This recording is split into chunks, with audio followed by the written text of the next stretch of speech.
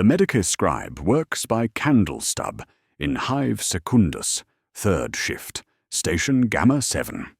Her stylus scratches against parchment as she records the 43rd birth of the cycle. Infant designation 7743 Tertius, bearing an additional digit on the left hand. She writes, "Minor genetic variants" in practiced script, filing the anomaly under Imperial Standard Classification. 9.2. Acceptable deviation within tolerance. The extra finger will be removed during routine augmetic preparation. The child will serve. The ledger reflects compliance. The mother sleeps under cheap anesthetic. The ward smells of disinfectant, rust, and recycled air. This moment, repeated across 10,000 Medicae stations on 10,000 worlds, demonstrates more than bureaucratic routine. It reveals the fundamental architecture through which Genestealer infection operates, not as dramatic invasion, but as generational contract, rewriting loyalty across bloodlines while exploiting the Imperium's most reliable weakness, its inability to audit itself effectively. Where Imperial doctrine sees isolated incidents of genetic corruption, the truth reveals systematic biological imperialism that treats human society as infrastructure to be captured, modified, and ultimately consumed. The infection mechanism functions as an audit of civilization itself. Each compromised bloodline becomes a data point in an assessment spanning generations, evaluating which institutions can be penetrated, which authorities corrupted, and which populations converted from imperial loyalty to something far older and hungrier. The process requires no dramatic revelation, only patient exploitation of gaps between policy and practice, between what the Imperium claims to monitor and what it actually observes. Clinical terminology provides necessary precision. The Patriarch serves as apex organism, a multi-limbed horror, functioning as both progenitor and psychic anchor for entire infestations. Through direct genetic modification of human subjects, it establishes the foundational generation, producing increasingly subtle hybrid offspring over subsequent breeding cycles.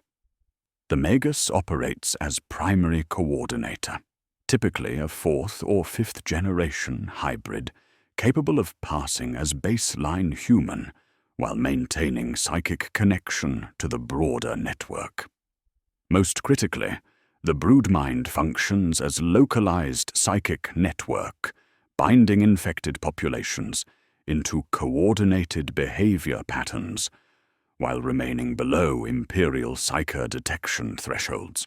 The scribe pauses to review Compliance Metric 7 Alpha, a Medicae circular mandating statistical tracking of birth anomalies, genetic deviations, and neonatal mortality across all administrative districts. The directive promises improved resource allocation for populations experiencing genetic stress from industrial toxins or nutritional deficiencies.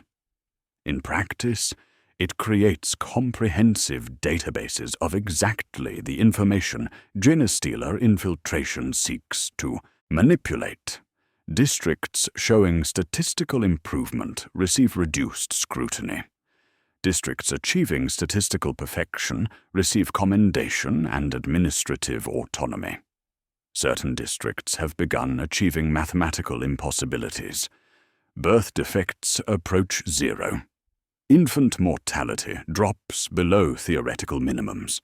Genetic variance reports demonstrate either systematic measurement errors or coordinated data falsification. The scribe notes these anomalies in private observations, but lacks authority to investigate beyond her assigned station. The system functions as designed, compartmentalized, hierarchical, fundamentally unable to perceive patterns spanning multiple administrative boundaries. The quiet shifts represent another emerging pattern defying explanation. During specific production cycles, industrial accidents cease entirely. Worker complaints drop to zero. Productivity rises beyond established maximums, while maintaining perfect safety records. These periods last between 6 and 18 standard days before returning to baseline performance. Initial analysis attributed the phenomenon to improved worker morale following safety initiatives. Subsequent observation reveals that quiet shifts consistently precede major industrial catastrophes, civil unrest, or unexplained population movements in neighboring districts. The investigation ahead descends from policy chambers, where statistics become doctrine, through household kitchens, where survival creates loyalty, into sump-level breeding pits where humanity undergoes revision. Each layer reveals mechanisms through which infection transforms from biological incident into social institution, exploiting imperial reliance on administrative efficiency over direct observation. The scribe completes her entries, stamps each page with the Medici Station seal, and files the ledger in designated storage. Tomorrow, a servo skull will collect documents for transport to the district administrative center, where they will be processed through statistical algorithms that transform individual human stories into aggregate data points. The system operates with mechanical precision, processing information too vast for comprehension while remaining unable to perceive the patterns that matter most. The candle burns lower. The audit continues. What makes certain districts achieve statistical perfection in compliance metrics? Why do the quietest shifts precede the loudest catastrophes? The ledger stamped at Station Gamma 7 does not vanish into archival silence. In reinforced vaults beneath the Tricorn Palace, Ordo Xenos analysts collate identical documentation from 17 Hive worlds, searching for patterns that individual Medici scribes cannot perceive. Their mandate differs fundamentally from routine imperial oversight. Not the comprehensive biology of Tyranid organisms, knowledge too vast and terrible for standard dissemination, but the social infection pipeline that prepares human civilizations for consumption decades before the first bioships breach system boundaries.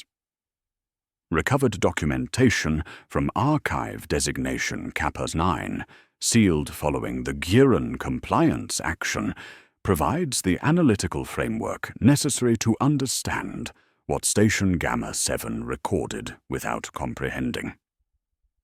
The Genestealer infiltration operates according to systematic methodology that exploits human social structures as infrastructure for biological imperialism. Understanding this enemy requires understanding ourselves, how imperial institutions create the vulnerabilities that patient infiltration transforms into existential threats. The three-generation protocols serves as the central organizing principle through which infection operates across timescales, exceeding individual human lifespans while remaining below institutional memory thresholds. Generation 0 consists of initially infected subjects who retain baseline human appearance while experiencing neurochemical modifications that alter loyalty patterns, risk assessment, and reproductive imperatives. These individuals typically function as model citizens, demonstrating improved work performance and social compliance that attracts positive administrative attention rather than suspicion. Generation 1 produces the grotesque hybrids that imperial doctrine recognizes as obvious xenocontamination, creatures bearing visible alien characteristics that trigger immediate purge responses when discovered. However, these aberrant offspring serve primarily as biological dead ends, consuming resources while generating fear that drives their parents toward deeper cult dependency. The strategic value lies in subsequent generations that demonstrate increasing human appearance while maintaining psychic connection to the expanding brood mind network. Generation 2 through 4 represents the infiltration payload, individuals capable of passing routine imperial genetic screening while possessing enhanced physical capabilities, extended lifespans, and innate coordination through psychic networking. Fourth-generation hybrids often achieve positions requiring imperial trust, administrative posts, medici oversight, industrial management, even minor ecclesiarchy orders. Their children appear completely human while carrying dormant genetic modifications that activate under specific psychic triggers transmitted across the brood mind. Doctrinal friction points emerge from institutional classification systems that fragment understanding across administrative boundaries, preventing coordinated response while creating bureaucratic gaps that systematic infiltration exploits. The administratum processes Genestealer presence as xenocontagion incidents, requiring quarantine protocols and statistical tracking through mechanisms like Compliance Metric 7 Alpha. The ecclesiarchy frames identical phenomena as heresy of lineage, demanding spiritual purification and genealogical investigation. The Ordo Xenos recognizes preparatory infestation requiring immediate military intervention and potential exterminatus authorization. These competing frameworks operate according to specialized knowledge while remaining unable to perceive comprehensive threats transcending individual jurisdictions. Administrative quarantine procedures conflict with ecclesiarchy spiritual guidance protocols. Ordo Xenos military operations disrupt administratum statistical collection systems. Each institution audits only its designated authority, while the infection grows into services the state cannot provide. Safety, sustenance, meaning, belonging. The third shift anomaly represents one manifestation of the systematic institutional blindness.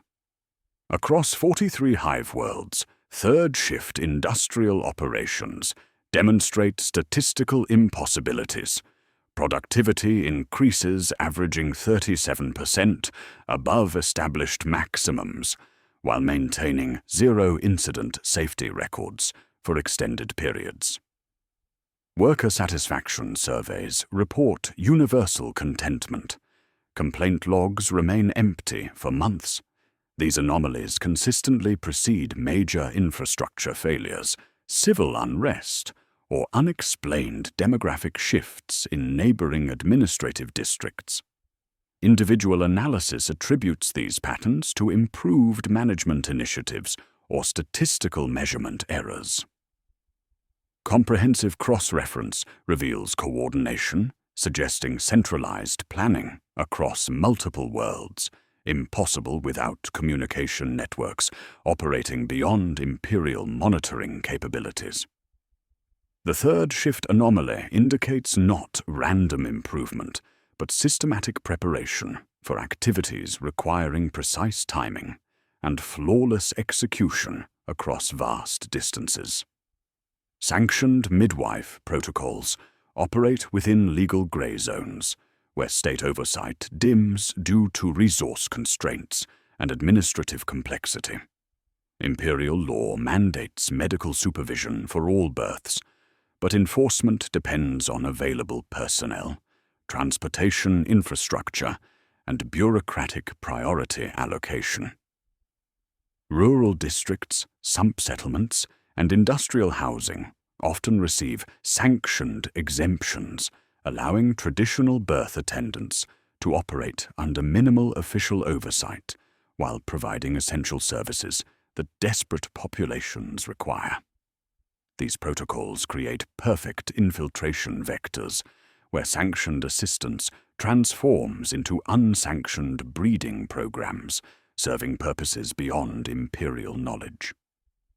Midwives gain intimate access to family structures, genetic information, and community networks while operating with quasi-official authority that discourages investigation. They collect data, coordinate resources, and manage bloodlines according to imperatives that serve neither emperor nor throne. Cross-reference analysis reveals districts with high reliance on sanctioned midwife protocols consistently overlap with areas demonstrating third-shift anomaly patterns and compliance metric 7 alpha perfection. The Ordo marks several sectors for heightened scrutiny, including Sump District E73, where birth defect rates approach mathematical impossibility. An Arbite's purification request receives approval after months of bureaucratic delay, time the infection uses to consolidate, adapt, and prepare. The investigation ahead traces this progression from initial biological contact through social integration to institutional capture. Somewhere within this timeline, imperial authorities will attempt intervention through purge operations designed to sever the infection before it reaches critical mass. The effectiveness of these countermeasures depends on understanding what they actually confront. Not isolated incidents of corruption, but systematic preparation for planetary consumption. How does the initial infection create a 3-generation timeline that builds toward coordinated action while exceeding institutional memory? Where do sanctioned protocols become unsanctioned breeding programs that serve the patient hunger waiting in the void? The Ordo Xenos documentation from Archive Designation Kappa 9 reduces a moment of biological horror to clinical terminology. The kiss. This designation conceals the precision of what occurs when a genestealer extends its retractable ovipositor through chitinous mandibles, gripping the victim with industrial certainty. The tongue functions as a surgical instrument, delivering a cortical payload of retrotranscriptive agents directly into the host's brainstem.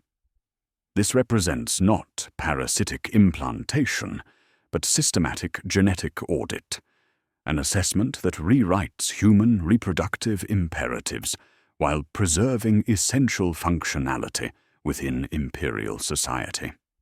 The process initiates immediate cellular reconstruction.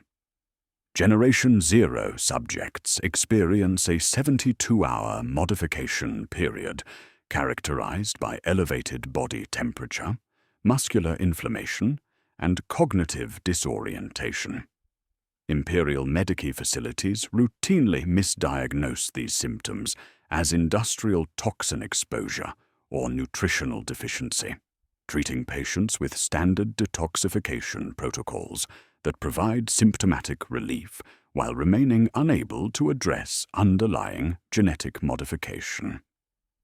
Blood panels taken during this window show transient anomalies in hormone ratios and immune markers that resolve before analysis completion, creating false reassurance of successful treatment.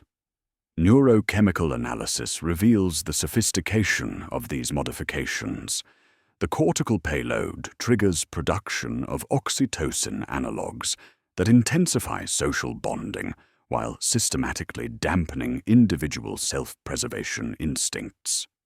Fear response mechanisms undergo calibrated adjustment, creating subjects who volunteer for dangerous assignments while demonstrating unusual calm during crisis situations. Most significantly, proximity to other infected individuals triggers euphoric neurochemical releases that create addictive dependency on broodmind contact, a biological imperative disguised as enhanced social preference. These alterations produce what imperial oversight celebrates as exemplary citizenship.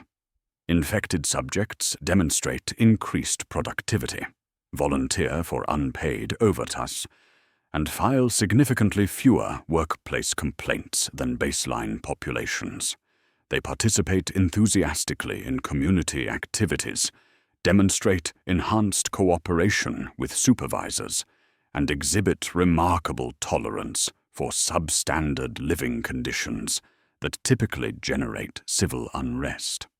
Administrative evaluation consistently rates infected populations as model imperial citizens, deserving reduced scrutiny and increased operational autonomy. Laboratory detection methods exist, but remain practically useless due to implementation constraints. Infected perspiration contains unique glycoprotein complexes that fluoresce under specific Auspex spectra, providing definitive identification of compromised subjects. However, these protein markers maintain volatility for only 4 hours under standard atmospheric conditions before denaturing into indistinguishable residue. Sample collection requires specialized equipment, trained personnel, and laboratory facilities capable of processing results within the detection window. The 4-hour limitation transforms detection from systematic capability into bureaucratic impossibility. Samples collected during routine inspections require authorization documentation, transport scheduling, and laboratory prioritization before analysis begins. Even under optimal conditions, processing infected samples through imperial administrative channels requires minimum 6-hour timelines that guarantee negative results regardless of actual contamination levels. Power rationing delays centrifuges, courier servitors wait at sealed doors for clearance protocols, and solvent mists used for clinic sterilization accelerate protein denaturation. The infection exploits imperial efficiency requirements to remain invisible within systems designed specifically to identify this threat. White ash protocols mandate immediate cremation of aberrant births, demonstrating obvious xeno-characteristics, but resource constraints prevent consistent implementation. Imperial doctrine describes the process with clinical brevity. Upon presentation of aberrant neonate, initiate immediate calcination using sanctified oxidants until bones flash white, record the ashes, tithe the remains for final rites. Crematorium facilities operate at capacity managing routine mortality while lacking spare fuel allocation for emergency disposal requirements. Administrative approval for unscheduled cremations requires documentation that creates paper trails connecting aberrant births to specific populations, information that infected midwives systematically falsify or destroy. Practical implementation reveals the gap between imperial doctrine and imperial capability.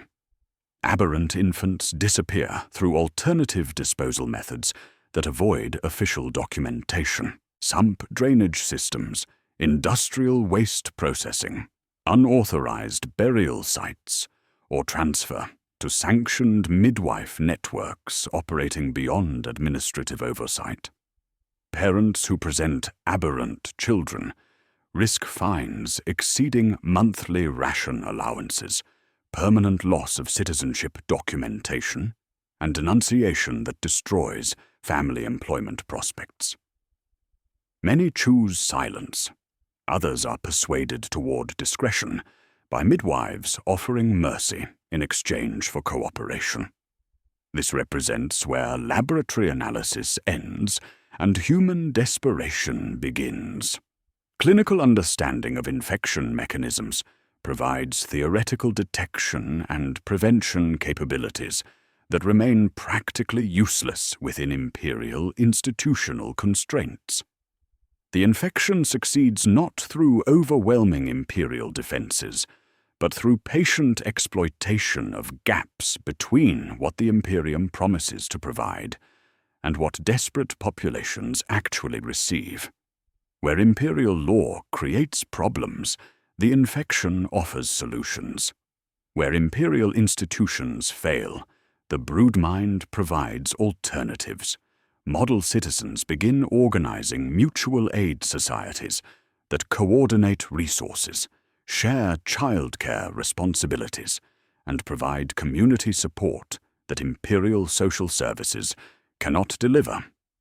These organizations operate within legal frameworks, while serving purposes that transcend Imperial authority, collecting dues and maintaining membership rolls with remarkable precision across multiple districts. What happens when model citizens start forming mutual aid societies that demonstrate coordination exceeding normal civic organizations? Why does the 4-hour detection window make systematic auditing impossible even when authorities suspect contamination? The mutual aid societies that emerged from infected populations require examination at the cellular level to understand their operational sophistication. The household represents both the smallest organizational unit and the perfect camouflage for systematic infiltration. Hab Unit 7743 Gamma in Hive Secundus exemplifies this structure. 6 people occupying space designed for 4, operating on 2 industrial shifts, with 1 official ration book supporting 3 generations.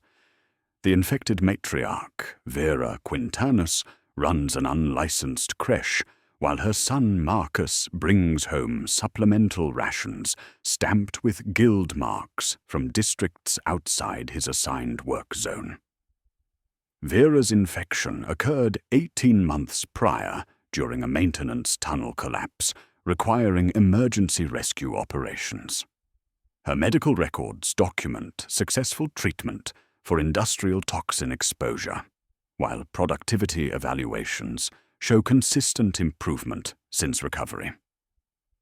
She now operates childcare services for 12 families whose overlapping shift schedules create gaps that Imperial provisions cannot address. Parents desperate for reliable supervision overlook licensing violations, focusing instead on Vera's remarkable success rate. 0 injuries, 0 complaints.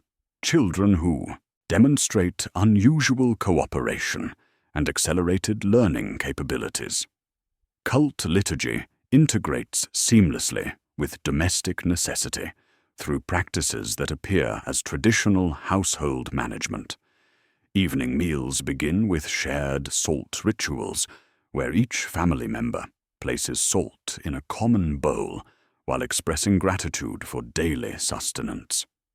This creates psychic resonance, strengthening broodmind connection, while resembling standard Imperial piety.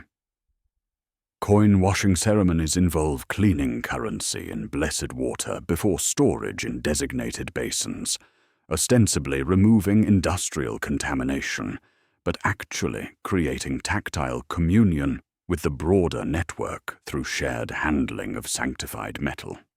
Meal rotations function as coordination schedules, where specific family members consume rations at designated times, corresponding to synchronization windows across multiple households. When Marcus eats his evening portion at precisely 2200 hours, he coordinates with 17 other third-shift workers, consuming identical meals while receiving psychic networking through broodmind connection.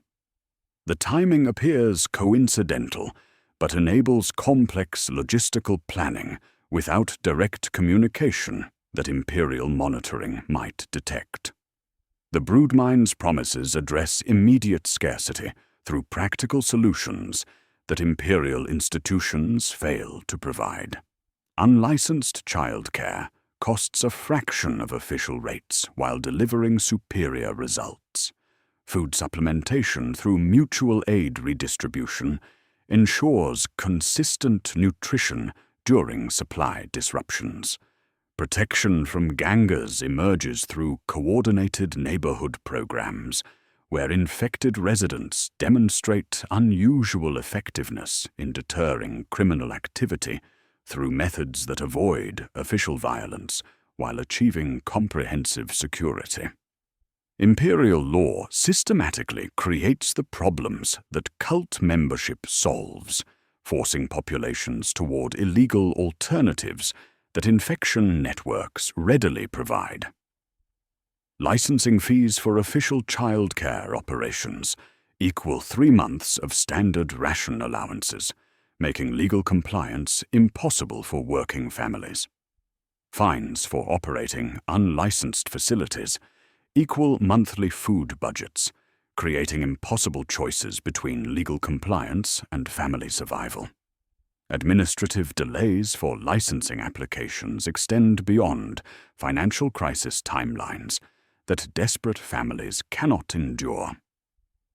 Parents choose survival over legal compliance because survival demands immediate action while legal consequences remain theoretical. They choose unlicensed childcare because children require supervision during working hours, regardless of bureaucratic approval. They choose mutual aid society membership because cooperation provides security that imperial institutions promise but fail to deliver. Each choice moves them deeper into networks that provide essential services while gradually replacing imperial loyalty with brood-mind dependency. These domestic cells evolve into sophisticated logistics networks through expansion of successful household practices.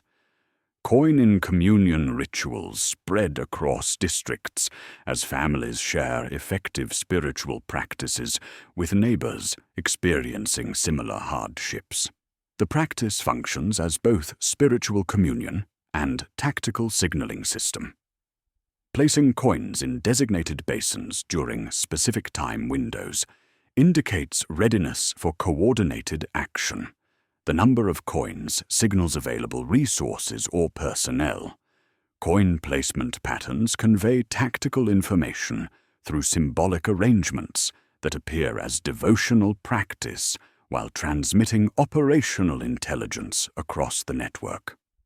Marcus's guild connections demonstrate this scaling mechanism in operation. His access to surplus rations serves 17 families, while receiving coordination intelligence from 67 third-shift workers across multiple districts.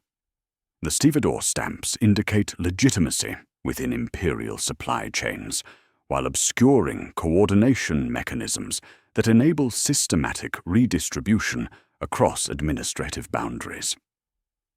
When guild stamps change, coin markings change correspondingly, creating a communication system that operates below imperial detection thresholds while achieving remarkable organizational sophistication. The progression operates through incremental commitment rather than dramatic conversion. Families begin with practical cooperation, continue through spiritual fellowship, and conclude with tactical coordination that transcends individual household boundaries. What appears as traditional community mutual support actually represents systematic preparation for coordinated action across hive-wide networks that span entire sections while maintaining the appearance of traditional imperial family structures. Vera's creche serves 12 families directly, but coordinates with 43 households through overlapping mutual aid relationships. Her domestic space operates simultaneously as family dwelling and tactical cell, within networks that provide essential services while preparing infrastructure for purposes that extend far beyond childcare and meal sharing. The household becomes the cell, because it must survive scrutiny. It becomes the perfect cell, because it looks exactly like survival. How do these household rituals scale into hive-wide coordinations networks, capable of supporting complex operations across vast urban populations? What happens when Imperial audits finally penetrate these domestic spaces and discover the infrastructure that ordinary families have constructed around their survival needs?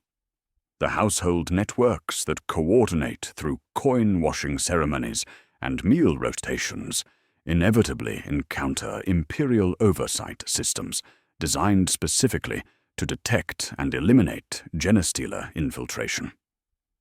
Compliance Metric 7 Alpha represents the Imperium's most comprehensive countermeasure, mandating systematic neonatal screenings, quarterly genetic audits, and mandatory sanitarium intake for subjects demonstrating statistical deviation from baseline human parameters. Arbeit squads conduct surprise domicile inspections equipped with portable gene scanners and protein detection auspex. These measures reflect centuries of institutional experience combating xeno-infiltration, supported by technology capable of identifying contamination at molecular levels. The screening protocols demonstrate Imperial thoroughness, applied with mechanical precision. Every newborn undergoes cranial measurement, limb proportion analysis, and blood sampling for genetic markers within 72 hours of birth. Quarterly audits require entire households to present for examination, including dental inspection, reflex testing, and psychological evaluation designed to identify behavioral anomalies indicating xeno-influence. Arbeit's inspection teams operate with legal authority to enter any domicile without warning, conducting searches for contraband biological material while collecting environmental samples for immediate laboratory analysis. A routine inspection of Vera Quintanus's creche illustrates both Imperial capability and systematic vulnerability. Arbeits arrive between shifts, finding 12 children napping in orderly rows, tiny hands bearing ink stamps with parental work codes. The coin basin sits conspicuously empty, a cleaning cloth draped nearby with calculated negligence. Auspex sweeps detect only residual solvent vapor from routine sterilization. Heel prick vials fill with blood samples, labels affixed with bureaucratic precision, custody seals pressed according to protocol. The courier servitor's route to the district laboratory includes 2 lift transfers and a locked transit gate operating on hourly schedules. Biology adapts faster than bureaucracy can respond, exploiting the very efficiency requirements that Imperial systems depend upon for functionality. 4th and 5th generation hybrids pass all genetic screenings because their modifications occur at chromosomal levels, requiring specialized analysis beyond routine testing capabilities. Their blood panels demonstrate perfect human baselines, while tissue samples show no detectable alien markers under standard examination protocols. These subjects appear more genetically pure than baseline populations, demonstrating enhanced capabilities that Imperial evaluators interpret as superior heritage rather than xeno-contamination. Generation 1 aberrants that would trigger immediate purge responses simply vanish before official documentation occurs. Sanctioned midwife networks coordinate with infected households to ensure obvious grotesques never reach Imperial screening systems. These children disappear into sump creches operating below administrative oversight, undergo immediate disposal through private crematoriums using white ash protocols, or transfer to specialized facilities existing in bureaucratic gray zones, where imperial authority remains theoretical rather than practical. The statistical analysis reveals mathematical impossibilities, indicating systematic coordination rather than random demographic improvement. Third shift districts demonstrate perfect compliance rates across all screening categories. 0 genetic deviations, 0 aberrant births, 0 sanitarium referrals, 0 industrial accidents during specific production cycles. These numbers represent statistical impossibilities when applied to populations experiencing industrial toxin exposure, nutritional stress, and genetic drift typical of hive environments. Perfect compliance indicates either systematic bribery involving entire administrative hierarchies or coordinated deception requiring population-wide participation. The protein detection method that could identify infected subjects fails consistently due to implementation constraints that appear coincidental but occur with suspicious precision. Contamination markers remain volatile for only 4 hours under standard atmospheric conditions before denaturing into indistinguishable residue. The courier servitor arrives at the laboratory 5.5 hours after sample collection due to transport scheduling conflicts with inspection timetables. Lumen ration shortfalls delay centrifuge operations, while solvent fog used for routine sterilization accelerates protein breakdown in sample containers. Equipment requires recalibration every 48 hours, using specialized chemicals that arrive through supply chains, experiencing systematic delays during critical detection windows. Reinspection attempts fail due to resource allocation constraints that prevent systematic follow-up investigations. Equipment shortages limit protein scanner availability to emergency deployments only. Personnel shortages require Arbeits teams to prioritize active threats over statistical anomalies that generate paperwork rather than immediate violence. Budget limitations prevent comprehensive laboratory analysis of samples, showing preliminary contamination indicators, forcing reliance on rapid screening methods that miss sophisticated biological modifications. Sump District E73 exemplifies this administrative paralysis translated into bureaucratic accumulation. Initially flagged following routine demographic analysis, showing impossible birth defect rates and perfect industrial safety records, the district receives preliminary investigation recommending immediate purification protocols. The recommendation travels through approval channels for 18 months, while supporting documentation multiplies exponentially. Environmental samples show trace contamination markers. Behavioral analysis indicates coordinated deception across multiple households. Economic analysis reveals resource flows, suggesting systematic redistribution beyond normal community cooperation. Sanitation reports document filter clogging by bone fragments inconsistent with crematorium output. Hospital laundry logs record unidentified calcinate residue appearing with suspicious regularity. Each report strengthens the case for immediate intervention, while bureaucratic delays provide time for infection consolidation and countermeasure preparation. The file grows thick with evidence while the district continues operating with remarkable efficiency that attracts positive administrative attention rather than suspicion. Worker productivity remains exceptional. Citizen complaints approach 0. Birth registrations demonstrate perfect compliance with imperial genetic standards. The statistical perfection that initially triggered investigation now serves as evidence of successful imperial administration, creating institutional incentives to maintain current policies rather than risk disruption through purification operations.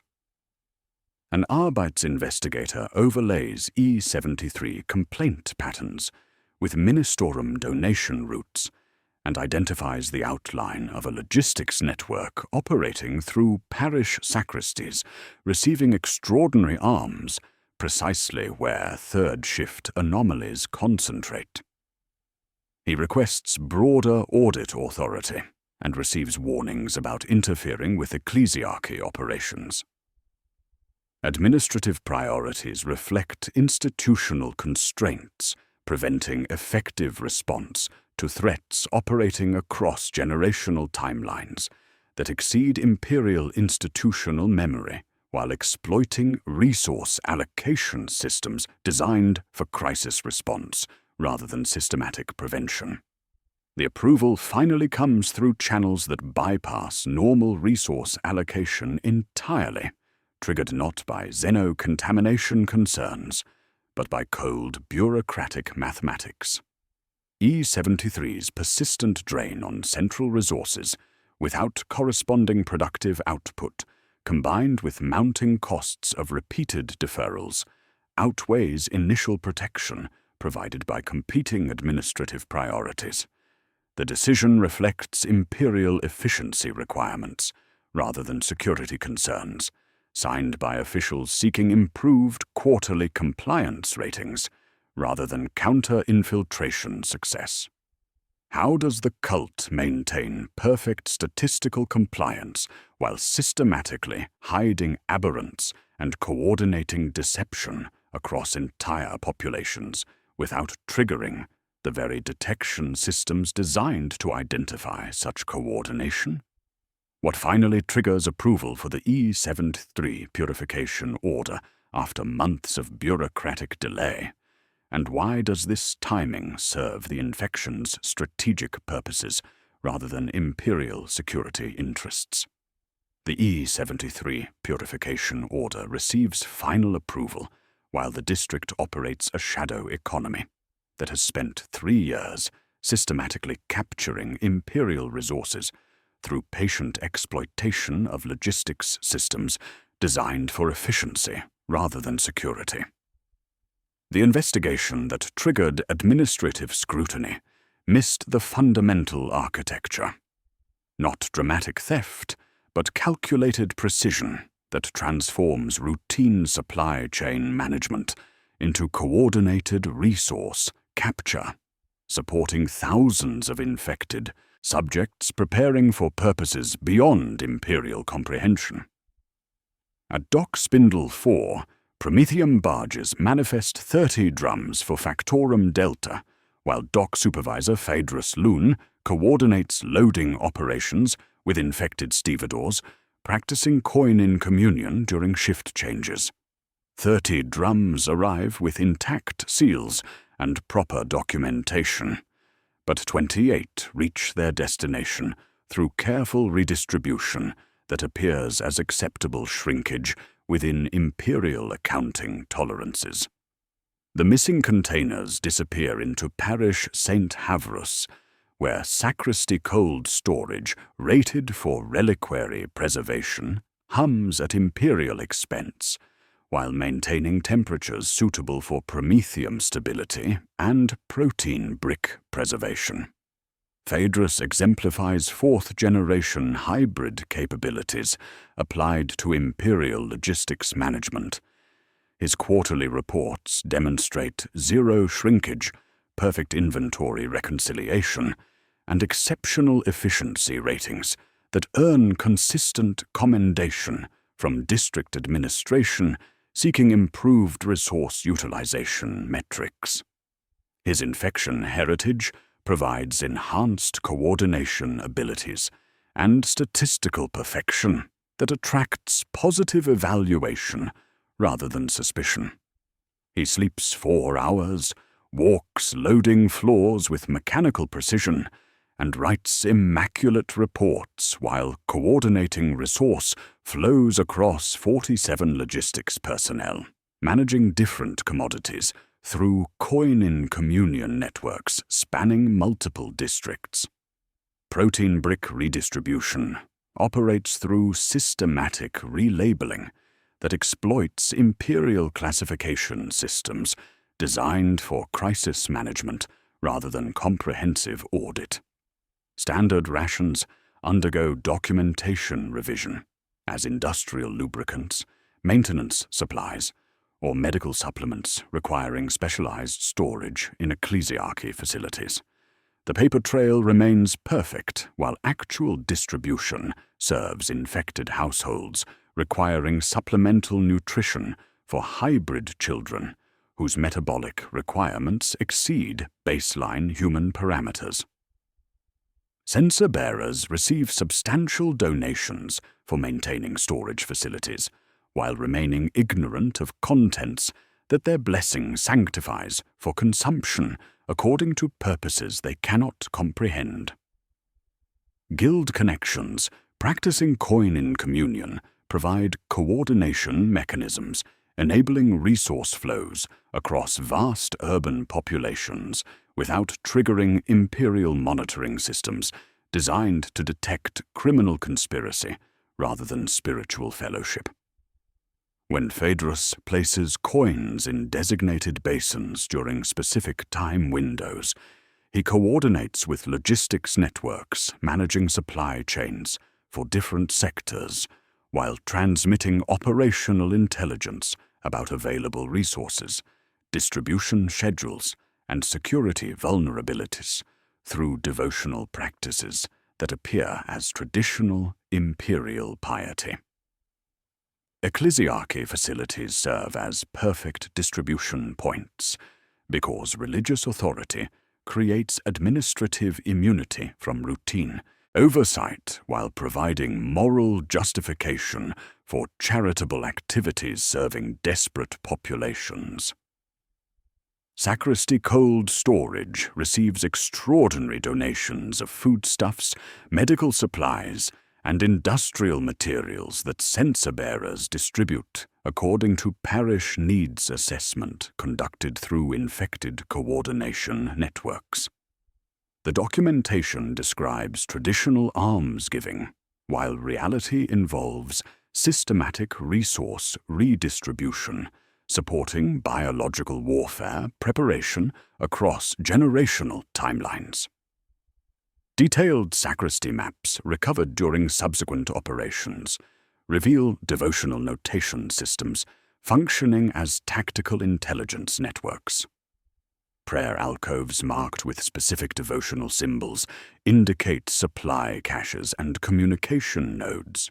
Devotional candle arrangements convey operational status and resource availability through symbolic patterns that appear as religious observance while transmitting tactical information. The sacred merges with tactical infrastructure, serving purposes transcending imperial comprehension. The economic cost manifests through systematic shortfalls, affecting neighboring districts lacking infected logistics personnel managing their supply chains. While E73 demonstrates perfect resource utilization, surrounding sectors experience persistent shortages and bureaucratic complications that create resentment against imperial administration. Families facing hunger observe neighboring communities receiving consistent supplies while their children suffer malnutrition. Workers witness perfect safety records in infected districts while experiencing industrial accidents that infected psychic networking prevents through enhanced cooperation. This resentment becomes recruitment opportunity, as infected agents offer practical solutions to problems imperial institutions create but cannot solve. Desperate families accept invitations to mutual aid societies, providing reliable childcare, food supplementation, and community protection. The cult expands through service provision rather than ideological conversion, offering membership in networks delivering immediate material benefits, while gradually replacing imperial loyalty with broodmind dependency through neurochemical conditioning operating below conscious awareness. Phaedrus achieves statistical perfection, attracting positive administrative attention, while neighboring districts demonstrate deteriorating performance metrics reflecting resource capture rather than administrative failure. Imperial oversight celebrates efficiency improvements in infected areas, while investigating performance problems in surrounding sectors, creating institutional incentives, protecting infected operations, while punishing uninfected populations for failing to achieve impossible standards. The broodmind hums contentedly as resource flows consolidate, according to strategic requirements spanning multiple generations. Industrial productivity rises in infected districts, while neighboring areas experience systematic degradation, driving populations toward desperate choices.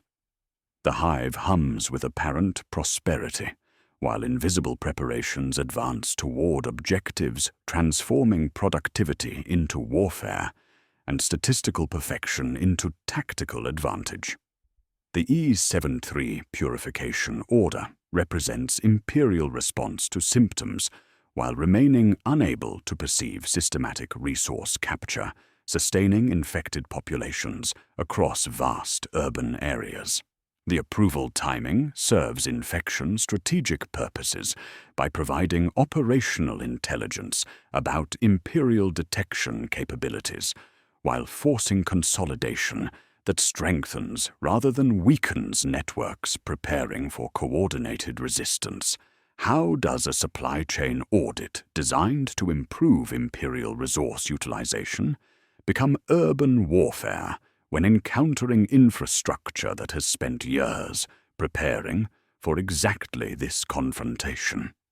Why do successful purges sometimes accelerate the very coordination they seek to prevent, transforming scattered cells into unified resistance networks?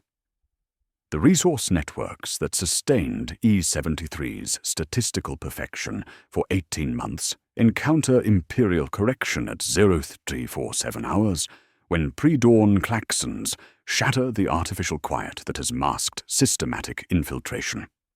Arbeit squads in rebreathers stack on reinforced hab doors, while PDF units deploy solvent fog dispensers that hiss with mechanical precision.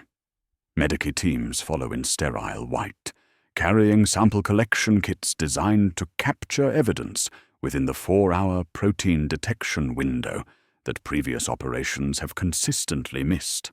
Litanies of purity rasp through Vox grills as the operation represents comprehensive imperial response to the shadow economy that transformed routine supply management into coordinated biological warfare preparation.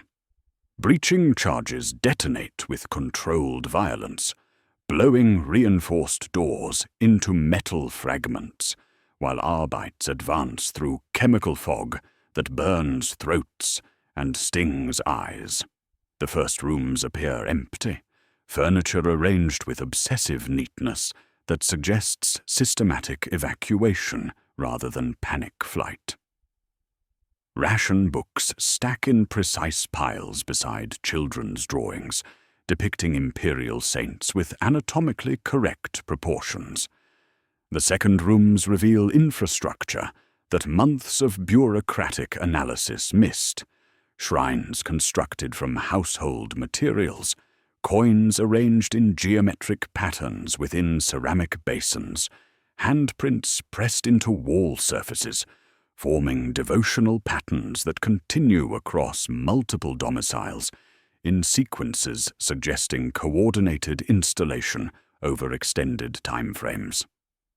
The coin in communion basins sit conspicuously empty, cleaning cloths draped nearby with calculated negligence that indicates systematic preparation for exactly this confrontation.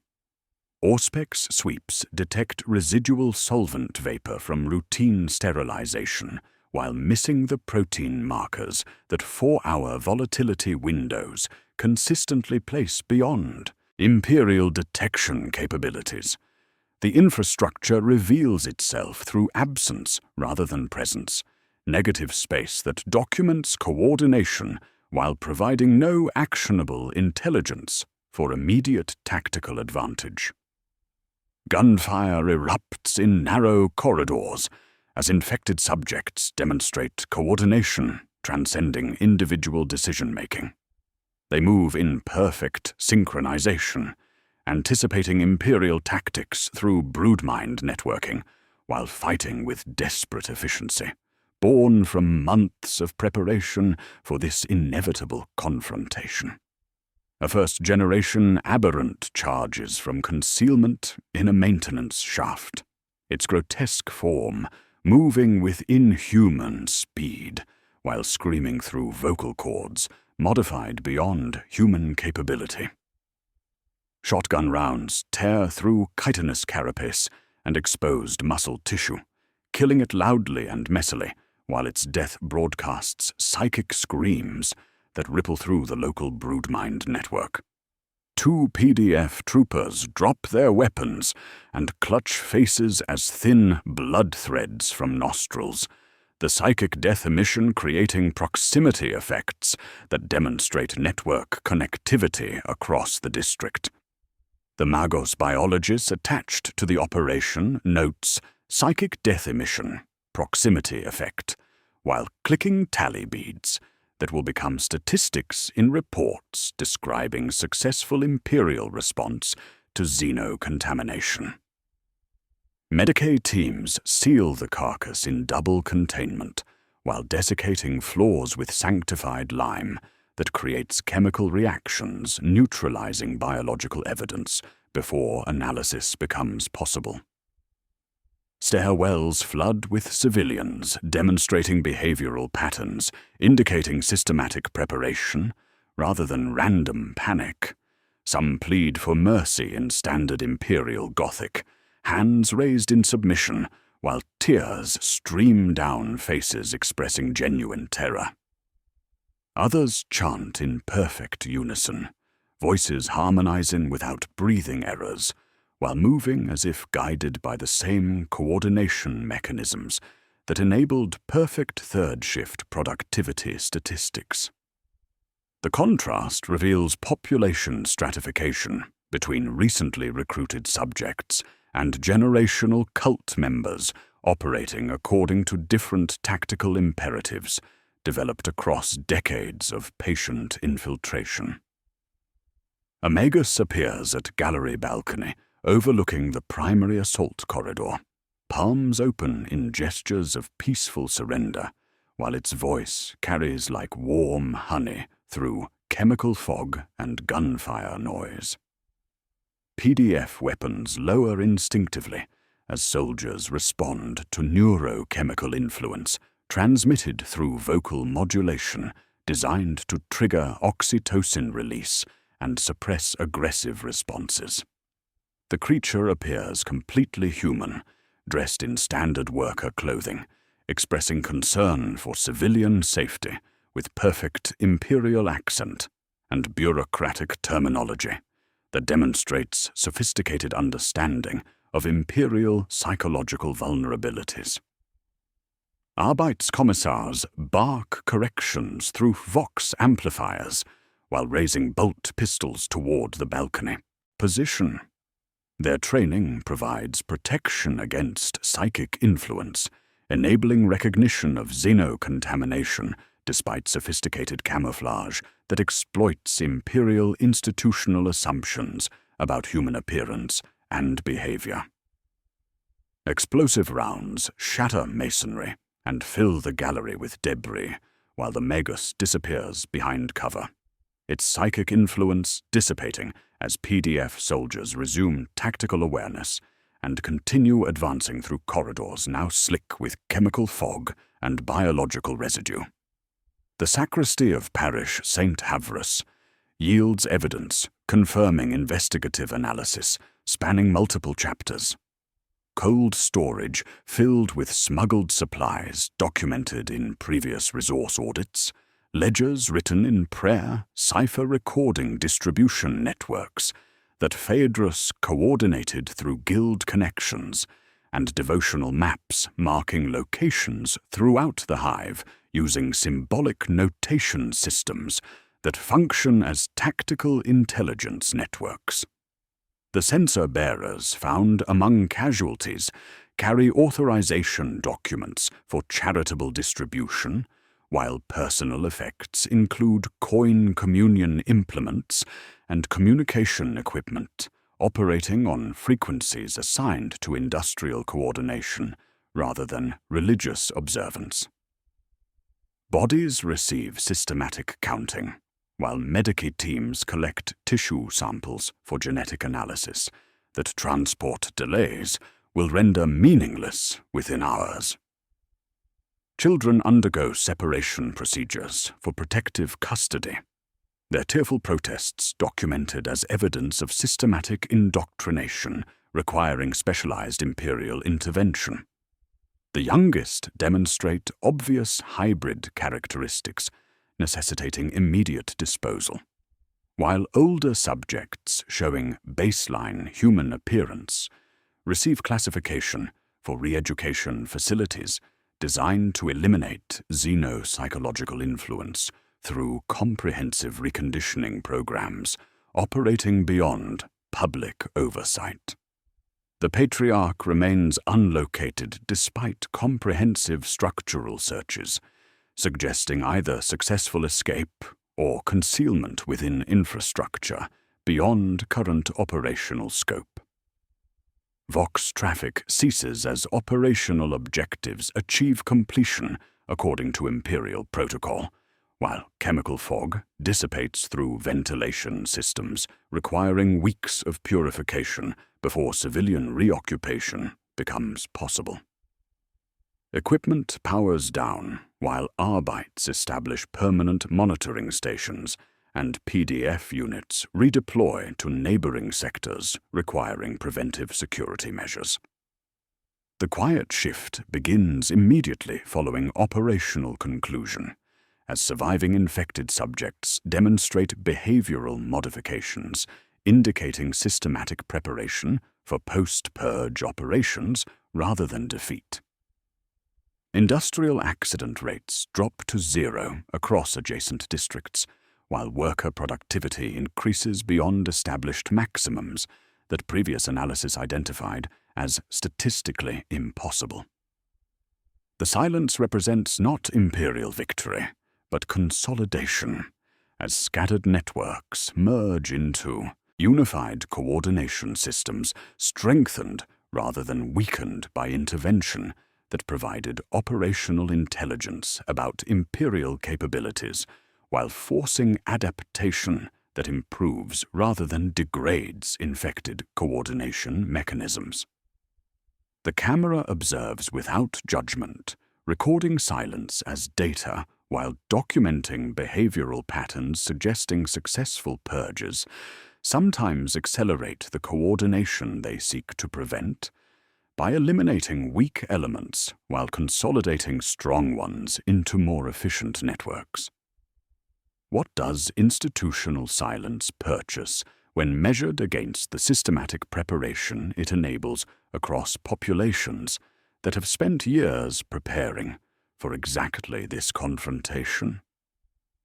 Where do the children classified for protective custody disappear within imperial systems designed to eliminate contamination rather than understand its generational persistence and adaptive capabilities? The solvent fog dissipates by noon cycle, leaving E-73's corridors chalked with sanctified lime and cordoned by Arbites tape.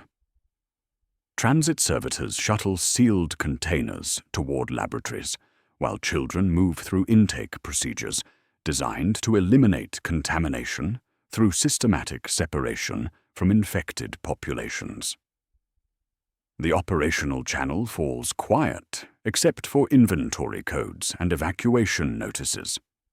Administrative metrics demonstrate immediate success across all measurement categories. Complaint statistics plummet to 0. Confession rates drop to baseline levels.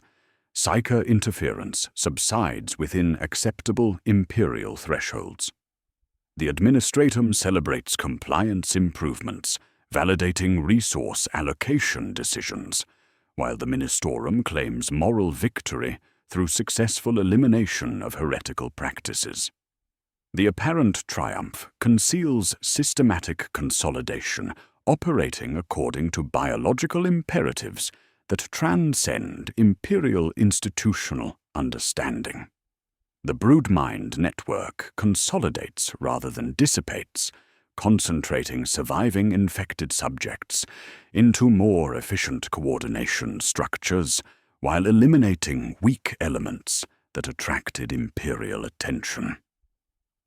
Orphaned children bond to whoever provides care within systems designed to process contamination while lacking resources for comprehensive psychological evaluation of subjects demonstrating perfect behavioral compliance. Foster networks concentrate bloodlines under fewer roofs, reducing coordination requirements while strengthening psychic networking through proximity effects operating below imperial detection thresholds.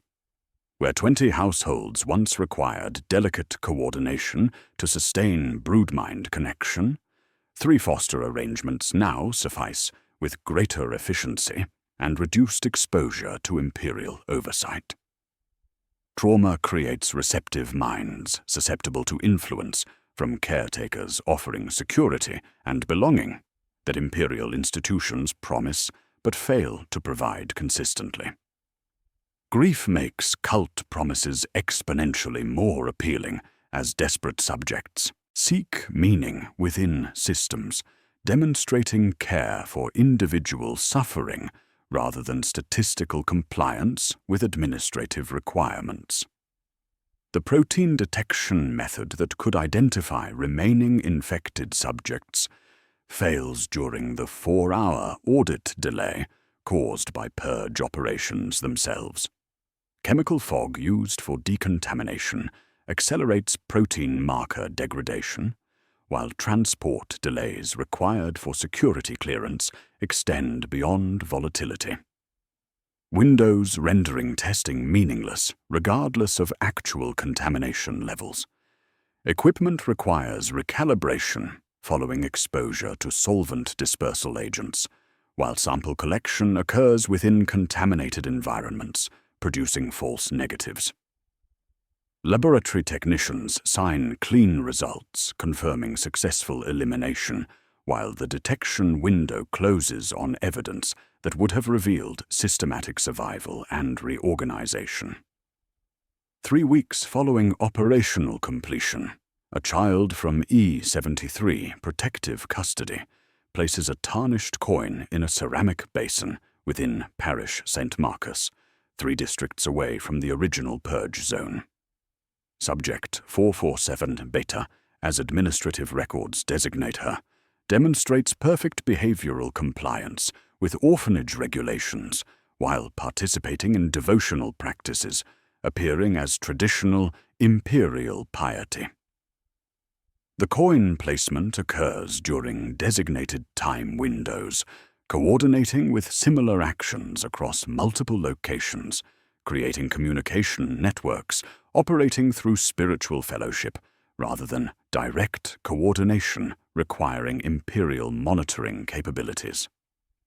The silence represents not peace, but organization, as scattered networks merge into unified structures exploiting imperial assumptions about successful contamination elimination while preparing for operational phases requiring coordination across broader geographic areas. The quiet shift spreads like oil across adjacent sectors, with accident rates falling to 0, while productivity rises beyond previously suspicious maximums, now recast as moral dividends of purification. Administrative oversight relaxes as metrics validate policy effectiveness, creating institutional confidence, enabling deeper infiltration through subjects passing all screening protocols while maintaining psychic networking capabilities. Statistical perfection continues across districts receiving displaced populations, indicating either successful imperial intervention or systematic coordination, maintaining behavioral compliance while serving purposes beyond imperial comprehension. The lull functions as a ledger being balanced, calculating resources and personnel, while assessing imperial response capabilities demonstrated during purge operations that provided tactical intelligence about institutional limitations and procedural vulnerabilities. The approaching truth reveals fundamental misunderstanding within imperial counter-infiltration doctrine. Purges designed to eliminate xenocontamination function as pruning operations, strengthening root systems while removing visible symptoms that attracted investigation. Each successful intervention provides operational intelligence about imperial capabilities, while forcing adaptation, improving, rather than degrading infected coordination mechanisms. Children classified as uncontaminated and distributed throughout imperial care systems carry genetic modifications activating under specific conditions while demonstrating perfect behavioral compliance, earning positive evaluation from caretakers seeking evidence of successful rehabilitation. The mathematics underlying this consolidation operate according to principles imperial institutional analysis consistently misses.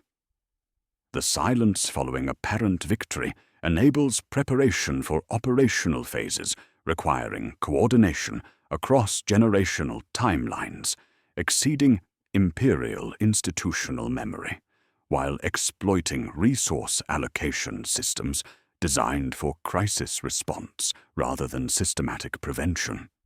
The organism prefers silence not because it hides, but because silence carries further than noise across the vast distances between worlds, and the patient hunger waiting in the void. How do successful purges contribute to beacon signal amplification? By concentrating infected subjects, while eliminating detection mechanisms that enabled initial investigation.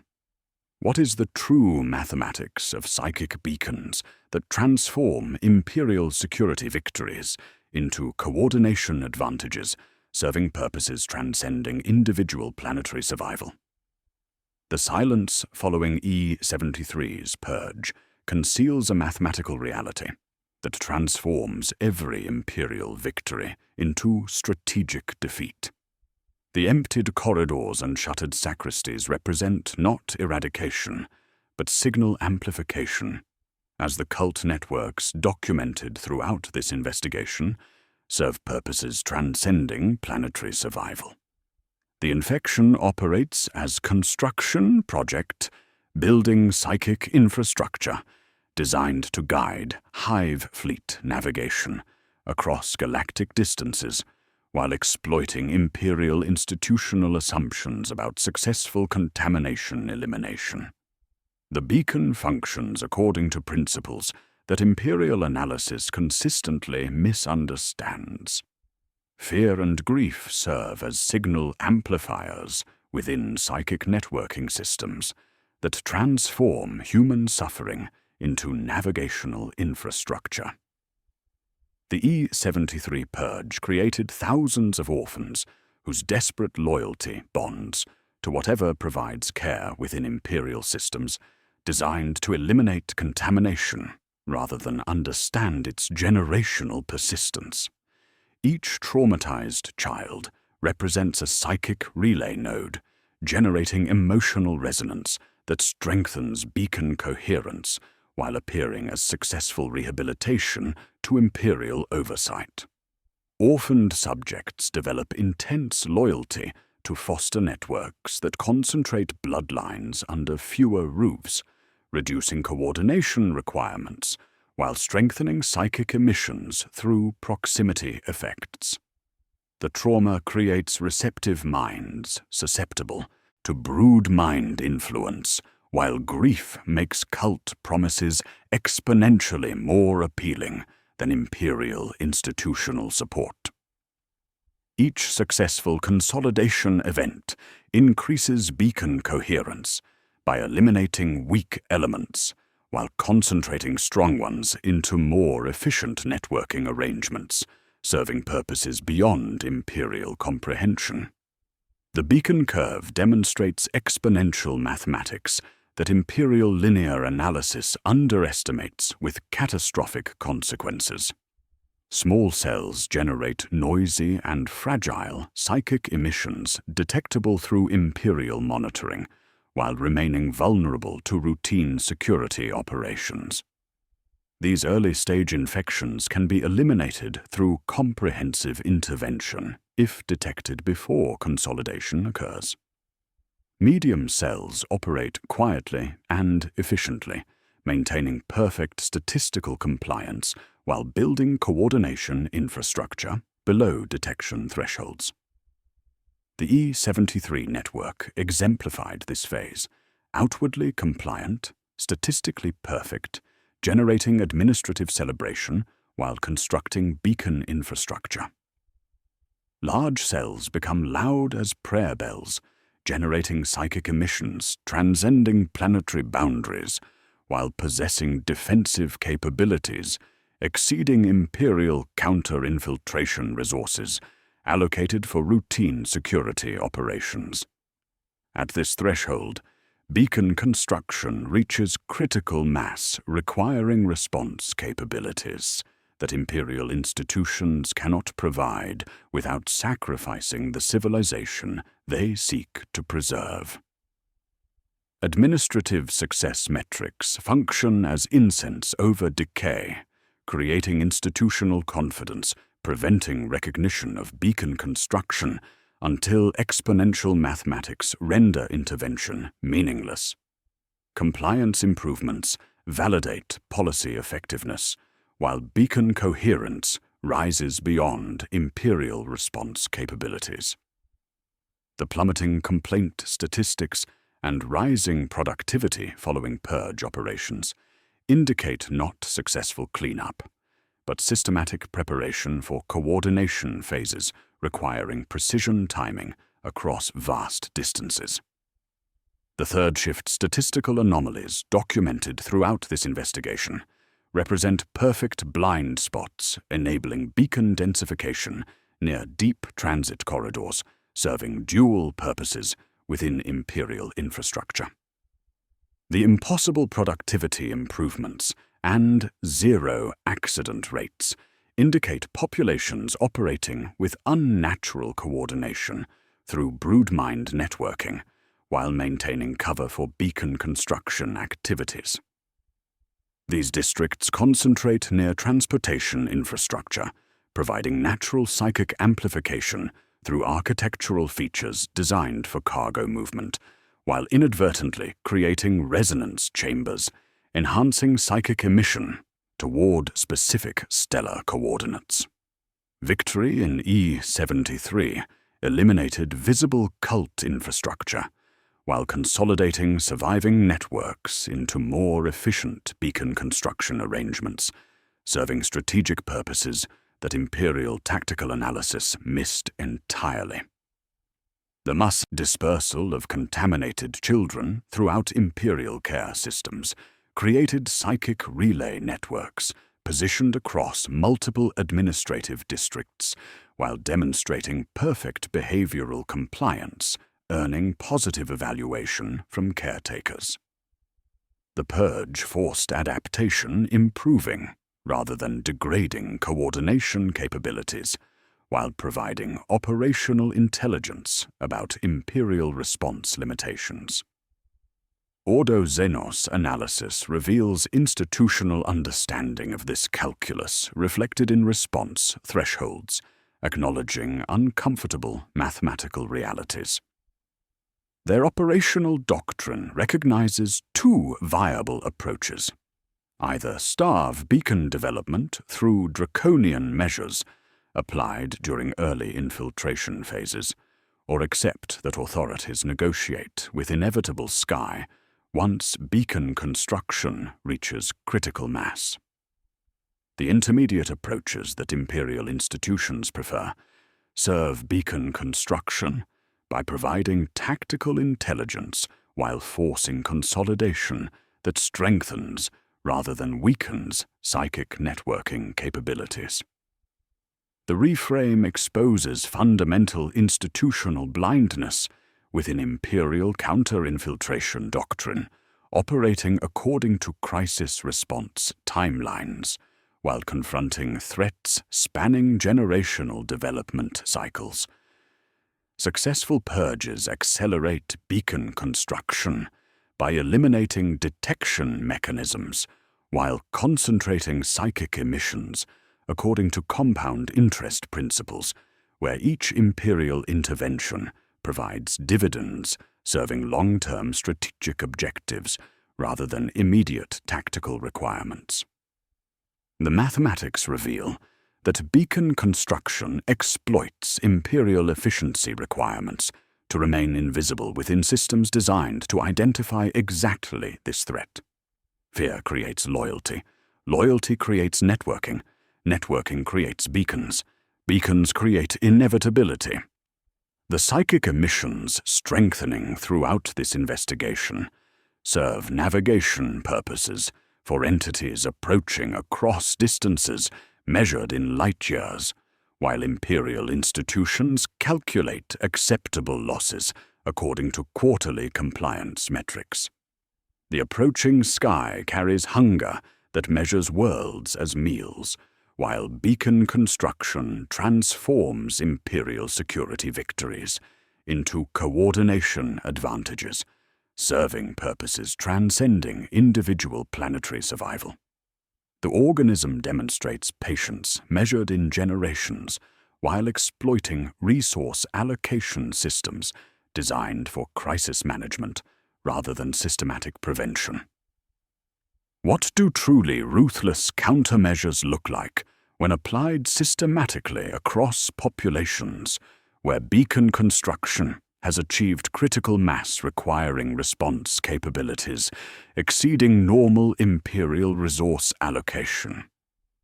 Who calculates the acceptable casualty ratios for planetary survival when the mathematics reveal that partial measures serve beacon construction while comprehensive measures require sacrificing the civilization they seek to preserve?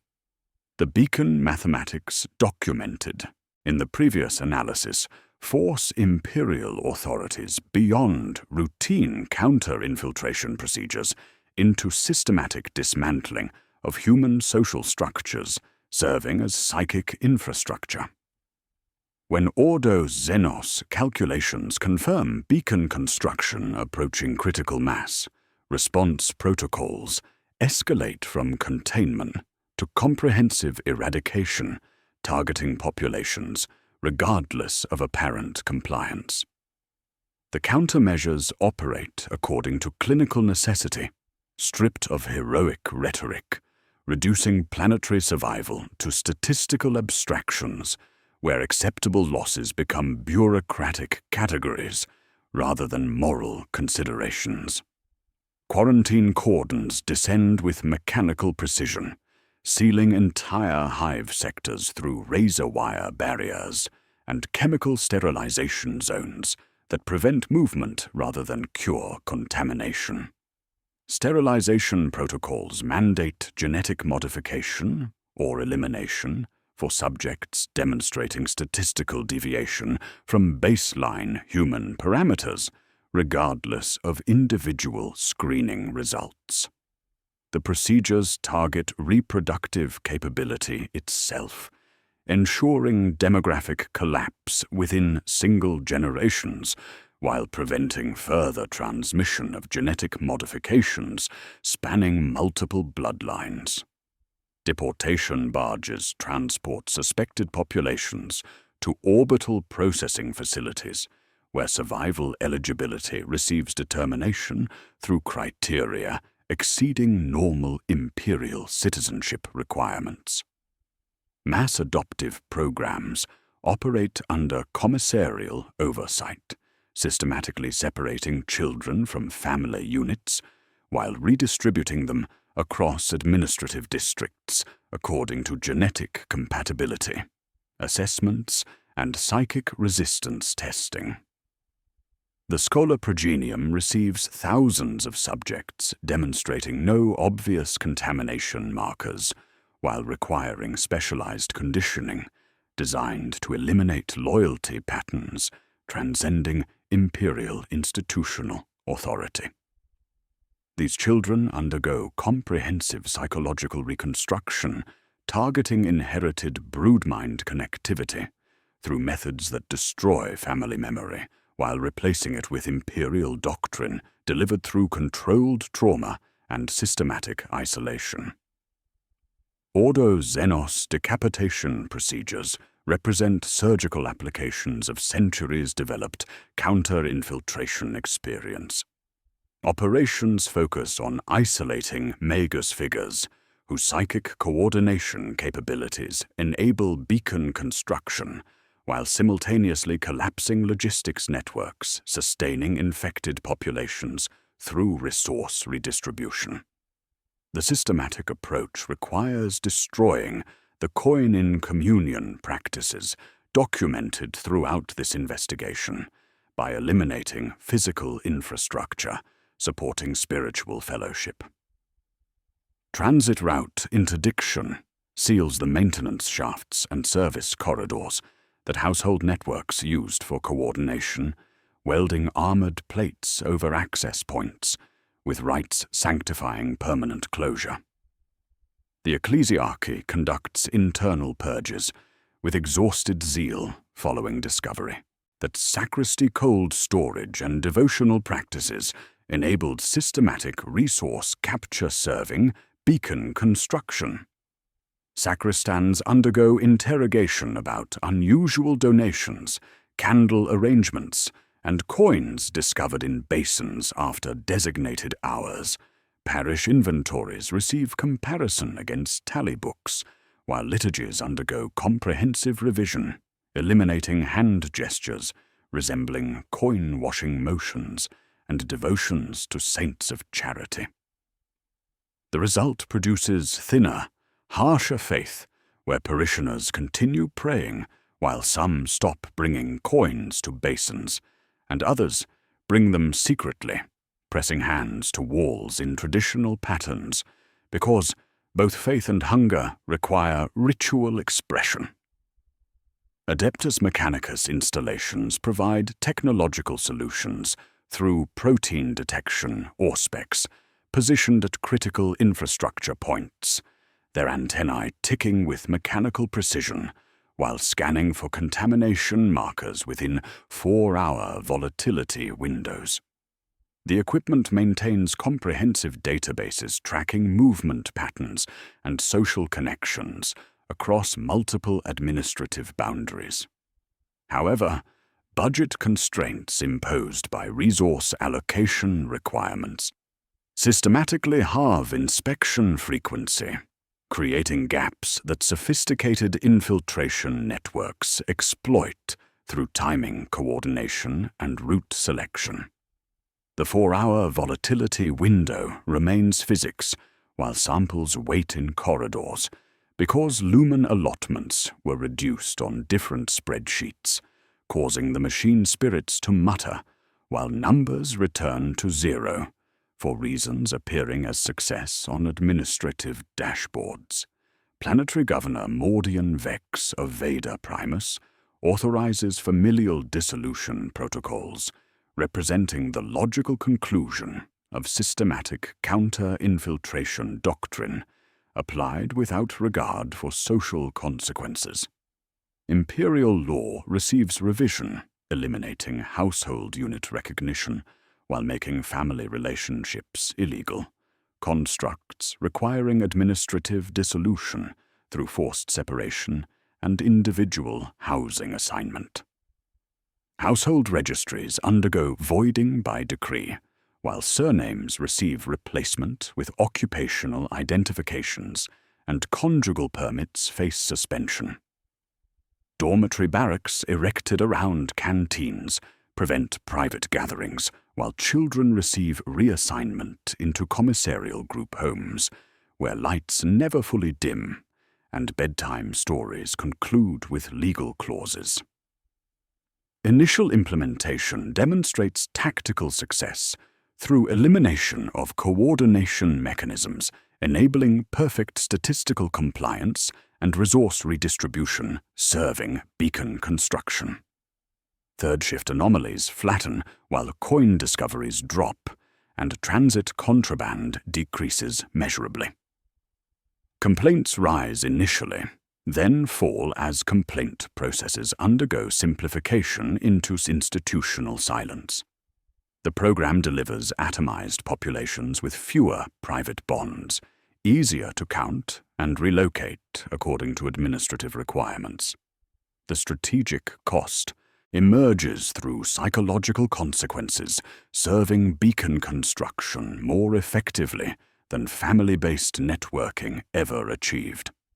Isolation creates its own mathematics, where the only consistent voice becomes the one humming in skulls, as brood-mind influence strengthens rather than dissipates when subjects lack alternative social connections providing meaning and belonging. Mutual aid dissolves, but longing persists, and something answers that call. The brood-mind requires less coordination when imperial policies have already disassembled the furniture of daily life, making recruits available through proxies resembling civic clubs and trauma circles, where a single coin in a sanctioned chapel suffices for coordination across vast populations experiencing systematic desperation. Exterminatus authorization thresholds represent statistical abstractions, converting lives into acceptable losses through mathematical calculations, applied when beacon construction exceeds planetary response capabilities. The protocols define population percentages requiring elimination to prevent beacon activation while preserving sufficient human resources for continued imperial service. Authorization requires Ordo Xenos confirmation that beacon construction has achieved critical mass, combined with administratum analysis, demonstrating resource allocation requirements, exceeding sector-level capabilities for comprehensive counter-infiltration operations. Casualty ratio models render populations into curves and colors where projected biomass yield, lost to enemy receives calculation against probability of sector contagion and confidence intervals on fleet trajectories. The authorization process reflects institutional understanding that partial measures serve beacon construction, while comprehensive elimination represents the only intervention preventing Hive fleet navigation toward additional targets. The approaching truth reveals systematic institutional failure across all countermeasure categories. Quarantine enables consolidation. Sterilization creates trauma, amplifying psychic emissions. Deportation concentrates infected subjects, while familial dissolution eliminates competing loyalty structures that provided resistance to brood-mind influence.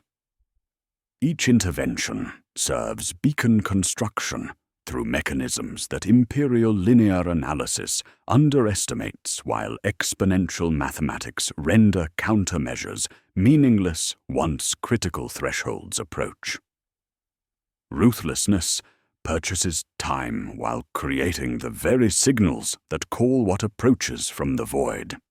The measures succeed when applied early, everywhere, and without pause, but fail the moment compassion reappears as procedure rather than calculated risk.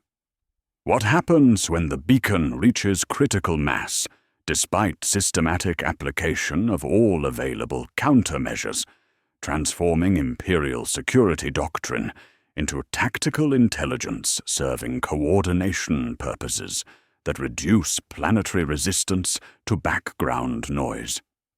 How do the coins, sacristies, and transit shafts documented throughout this investigation become military assets when the next phase begins and the Hive stops pretending to be a city, while revealing its true nature as biological infrastructure serving hunger measured in light years? The countermeasures documented in the previous analysis fail at 1347 hours, Terran Standard, when long-range Auspex arrays detect gravitational anomalies at system periphery, indicating Hive fleet approach velocities. The beacon construction, sustained through generations of systematic infiltration, activates not as desperate improvisation, but as comprehensive military operation exploiting Imperial institutional vulnerabilities, mapped across decades of patient observation. Astropaths taste iron, while choir harmonics slip from Imperial frequencies, the psychic bow wave preceding bioship formations, triggering broodmind surge across infected populations, spanning multiple Hive sectors. The Magus broadcasts activation sequences through parish Vox systems at 0300 local, his transmission appearing as emergency spiritual guidance, while encoding tactical coordination using prayer cipher documented in recovered sacristy ledgers. The voice carries like warm honey through communication networks, instructing followers with devotional cadence that clears loyalty filters while delivering precise military commands. Fourth-generation hybrids occupying administrative positions execute coordinated sabotage with surgical precision, their statistical perfection and positive evaluation records providing legitimate access to critical systems during crisis protocols. Phaedrus Loon demonstrates the true purpose of his exceptional efficiency ratings by systematically opening cargo bay seals while redirecting power distribution from defensive systems toward industrial equipment serving tactical purposes. Security doors cycle throughout key sectors as infected administrators input legitimate access codes, their exemplary service records, preventing security queries during emergency operations. Lighting grids die in cascading failures that appear as infrastructure overload, while communication networks jam through maintenance protocols that infected technicians execute with intimate knowledge of system vulnerabilities. Neophytes shed worker uniforms to reveal weapons cached through resource networks documented in previous chapters, their transformation from model citizens to assault troops occurring with mechanical precision across vast urban areas. Years of legitimate employment within Imperial infrastructure provided comprehensive mapping of maintenance tunnels, service corridors, and ventilation systems that now serve as tactical mobility routes bypassing fortified checkpoints.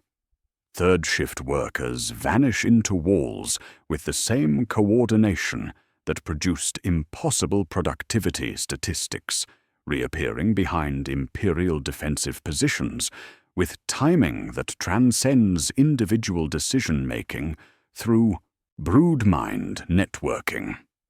Koinon communion transforms from spiritual fellowship into muster signal as infected subjects place designated tokens in shrine basins throughout multiple districts, activating mobilization routes mapped in devotional notation systems that appeared as religious observance while documenting tactical infrastructure.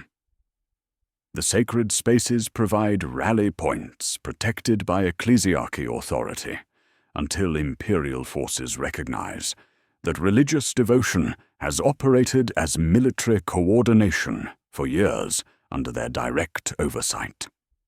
Sump pumps reverse direction through industrial sabotage that appears as equipment malfunction, systematically flooding Arbite's strong points with contaminated water that disables communications while forcing tactical withdrawal from prepared positions. The Promethium documented as supply chain discrepancies becomes incendiary weapons deployed with intimate facility knowledge, creating coordinated fires that overwhelm emergency response capabilities while denying Imperial forces the infrastructure advantages their defensive doctrine requires. PDF forces respond with professional competence according to training that prepared them for conventional urban warfare, while remaining unable to adapt to enemies possessing comprehensive knowledge of Imperial tactics, equipment limitations, and facility vulnerabilities. Arbites die procedurally, following security protocols that infected infiltration spent decades mapping while preparing countermeasures, exploiting Imperial assumptions about loyal populations requiring protection rather than elimination. Civilians shelter between conflicting doctrines as desperate families seek survival regardless of political allegiance, while infected coordination networks exploit civilian presence to complicate Imperial tactical responses. The sky opens at 1721 hours as Tyranid organisms breach atmospheric envelope through orbital defenses weakened by coordinated sabotage and beacon guidance, providing navigation precision for surgical strikes against critical Imperial infrastructure.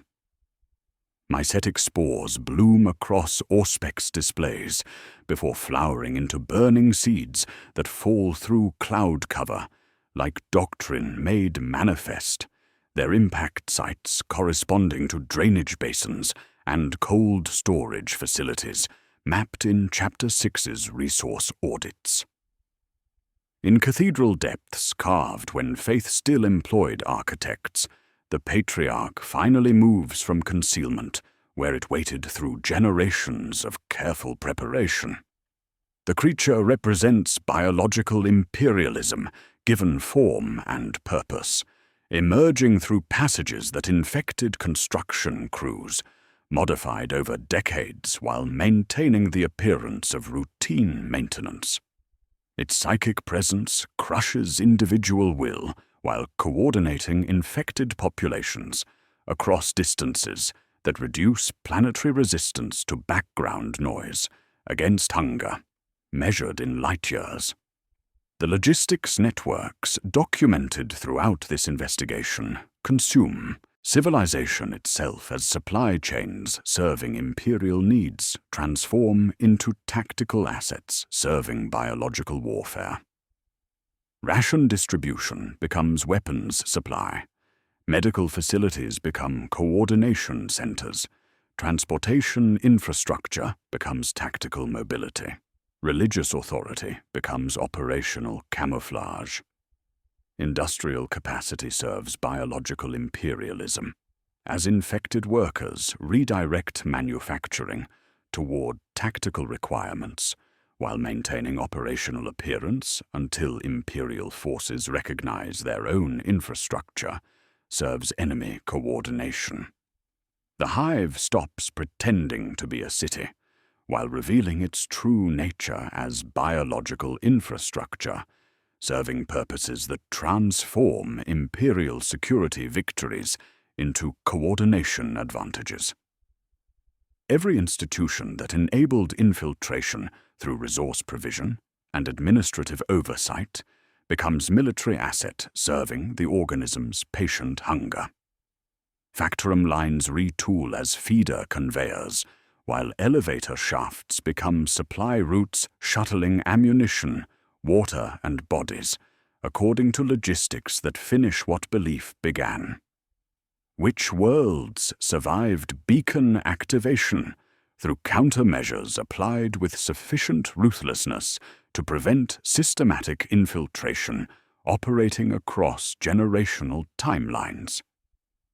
What do the final audit reports reveal about institutional blindness that celebrated statistical improvements while beacon construction approached critical mass, transforming imperial efficiency requirements into tactical intelligence, serving biological imperialism that measures worlds as meals and populations as resources awaiting consumption?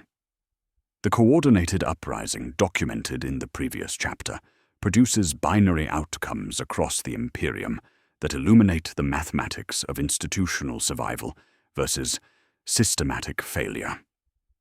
Some worlds live by becoming less human in ways imperial law approves.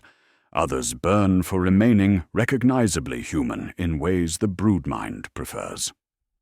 The comparative analysis reveals not moral categories, but logistics equations where survival costs compound across generations, while failure results from efficiency requirements that transform imperial strengths into tactical vulnerabilities serving biological imperialism.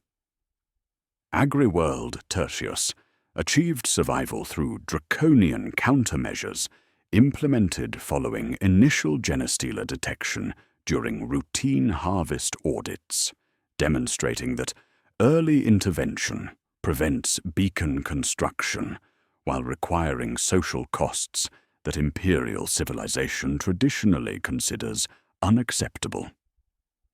Planetary Governor Vex authorized suspension of all immigrant labor for 4 decades, creating demographic isolation that prevented infiltration through population movement, while accepting economic consequences, reducing agricultural output by 37%. The measure eliminated the mobility networks that enabled coin-in-communion coordination across administrative boundaries, while forcing reliance on bonded servitors and void-born, contracts that never established planetary social connections. Birth facilities underwent systematic sterilization regardless of civilian protests, with every delivery supervised by Sisters Hospitaller operating under Ordo Xenos authority rather than ecclesiarchy oversight. The sisters received specialized training in genetic screening protocols, exceeding standard medical education, enabling identification of hybrid characteristics during delivery procedures, while maintaining the appearance of routine healthcare. Sanctioned midwife protocols faced complete elimination through legal revision, making unauthorized birth assistance a capital offense, closing the gaps where aberrant births disappeared into sump creches or underwent private disposal through white ash protocols. Entire industrial castes faced exile to orbital platforms, where isolation prevented the third shift anomalies documented throughout this investigation, while maintaining productive capacity through populations physically separated from planetary surface networks. Transit shafts received permanent sealing with sanctified welds, while sacristies operated under mandatory dual-signature protocols requiring Arbite's counter-signature for any supply movement. The quiet shifts vanished, replaced by regimented noise of bells, boots, and bureaucrats maintaining constant surveillance that prevented the silence serving as organizational infrastructure. The survival cost measured 2 generations of demographic collapse and cultural trauma that reduced planetary population by 62%, while eliminating traditional family structures, providing meaning and social cohesion. Children grew in commissarial group homes, where individual identity underwent systematic suppression, while imperial doctrine replaced familial loyalty through controlled conditioning. Villages existed only on administrative maps, while grief accumulated without graves, because families no longer existed to stand there. Tertius lived, but its silence represented absence rather than organization, purchasing survival through the systematic elimination of human social bonds that biological imperialism exploits for infiltration. Hive World Secundus demonstrates the alternative outcome when institutional efficiency requirements enable systematic infiltration, while administrative oversight celebrates compliance improvements, masking beacon construction approaching critical mass.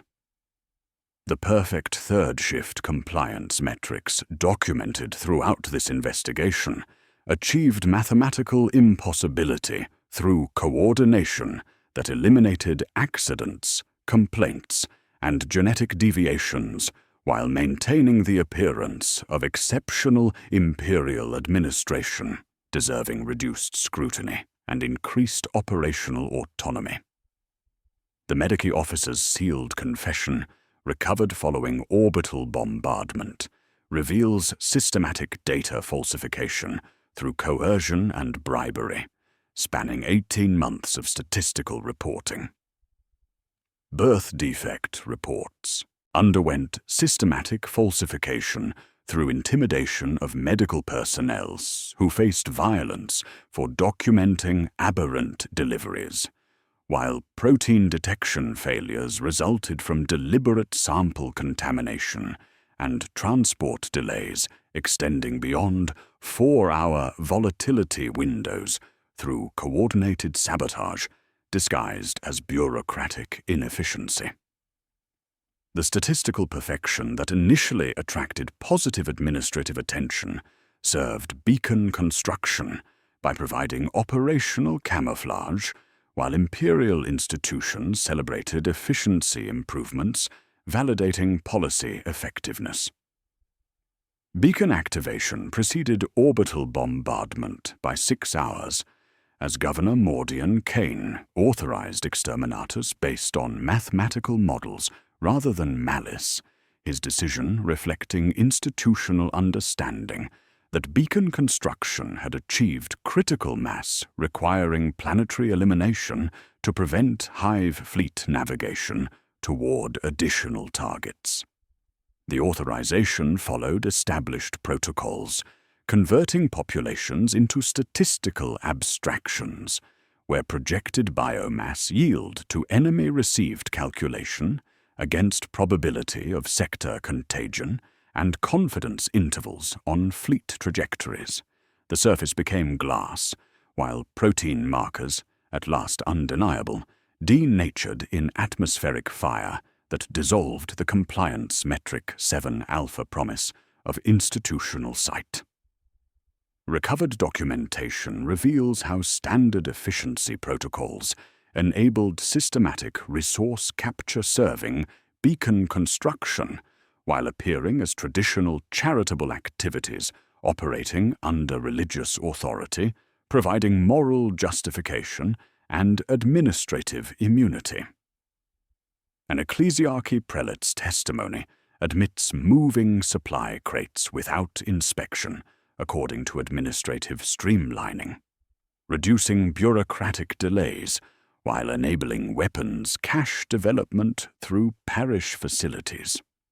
He blessed pallets without opening them, while deacons arranged candles in devotional patterns that functioned as tactical notation systems, because the arrangements appeared pious and efficient while serving coordination purposes transcending imperial comprehension.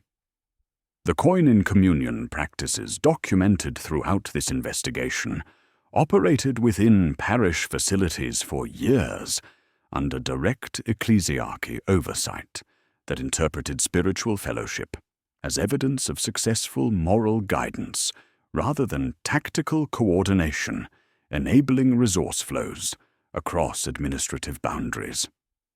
Sacred spaces provided rally points, protected by religious authority, until imperial forces recognized that devotional practices had operated as military infrastructure, while appearing as traditional imperial piety, deserving institutional protection rather than systematic investigation. The survival taxes accumulate compound interest across generations that transform initial infiltration into systematic institutional capture, serving biological imperialism.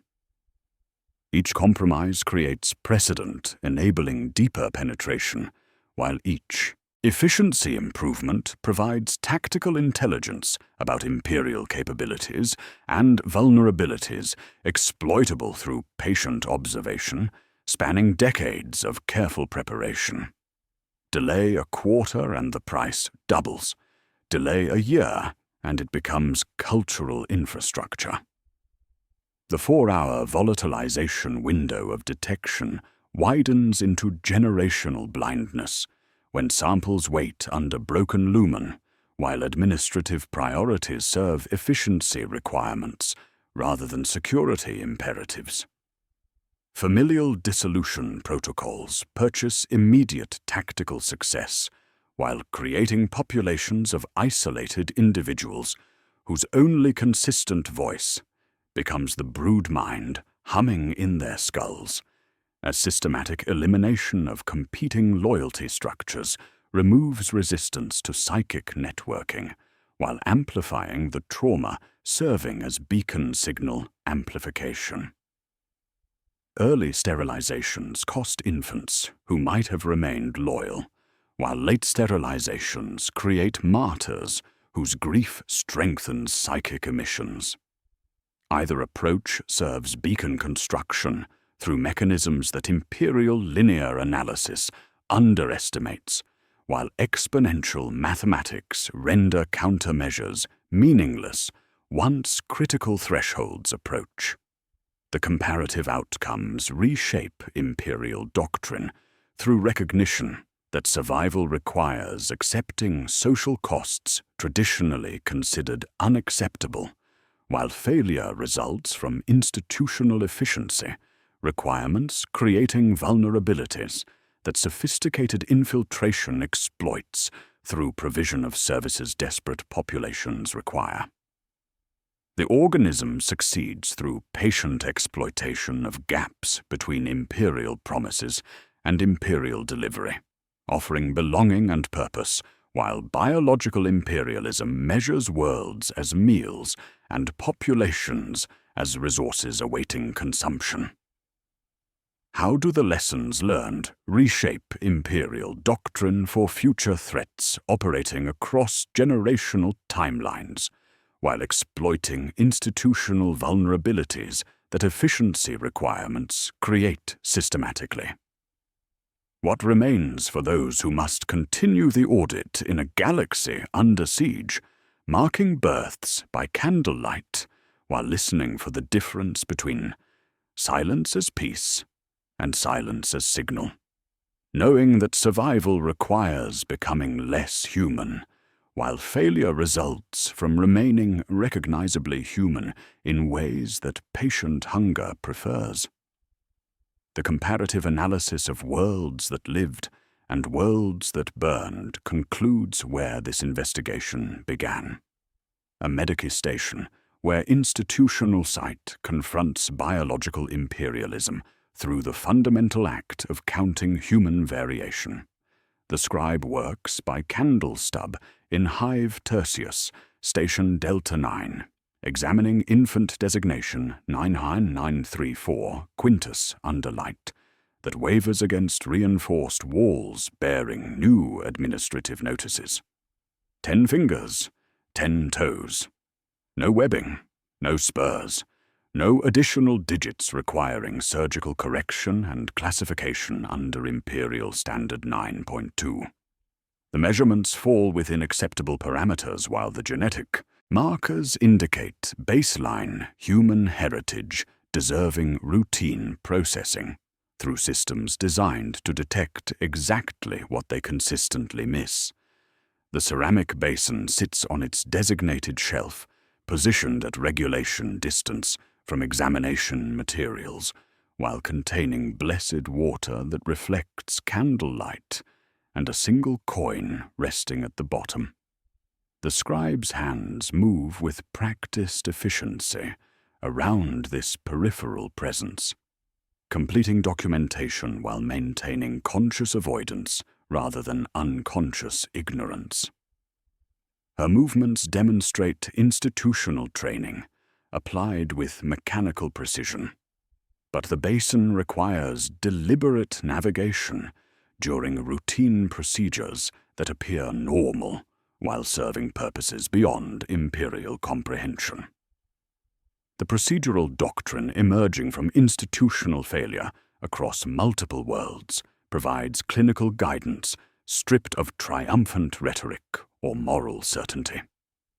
Audit within hours, not days, because the 4-hour protein detection window represents physics rather than administrative convenience, and transport delays documented throughout this investigation serve coordination purposes rather than bureaucratic inefficiency. The volatility of contamination markers demands immediate processing that Imperial resource allocation consistently prevents through lumen rationing, equipment maintenance schedules, and courier routing that extends beyond detection capabilities regardless of actual contamination levels. Inspect third shifts, not first, because the statistical perfection indicating systematic coordination occurs during production cycles when oversight reduces while productivity rises beyond established maximums through mechanisms transcending individual capability. The third shift anomaly, documented across 43 Hive worlds, demonstrates impossible accident rates and universal worker satisfaction that indicates either systematic bribery involving entire administrative hierarchies or coordinated deception requiring population-wide participation, spanning multiple generations, preparing for purposes that transform imperial efficiency requirements into tactical intelligence. Separate storage from sanctuary, because religious authority provides administrative immunity, enabling resource capture, while moral justification obscures tactical coordination operating through devotional practices appearing as traditional imperial piety. The sacristy infiltration patterns documented in Chapter 6 demonstrate how coin-in-communion rituals function simultaneously as spiritual fellowship and tactical signaling, exploiting imperial assumptions about sacred spaces deserving protection rather than systematic investigation. Supply chains require separation from liturgical infrastructure to prevent the intersection of logistics and devotion serving biological imperialism through patient exploitation of institutional blind spots. Distrust statistical perfection because compliance metric 7 alpha achievements approaching mathematical impossibility indicate coordination rather than improvement. Birth defects approaching 0, industrial accidents dropping below theoretical minimums, and complaint statistics reaching perfect compliance represent networking capabilities operating beyond imperial detection thresholds, while maintaining operational camouflage through apparent administrative success that attracts positive evaluation rather than suspicion. Treat silence as signal, not success, because the quiet shifts documented throughout this investigation precede coordinated action rather than indicate peaceful resolution.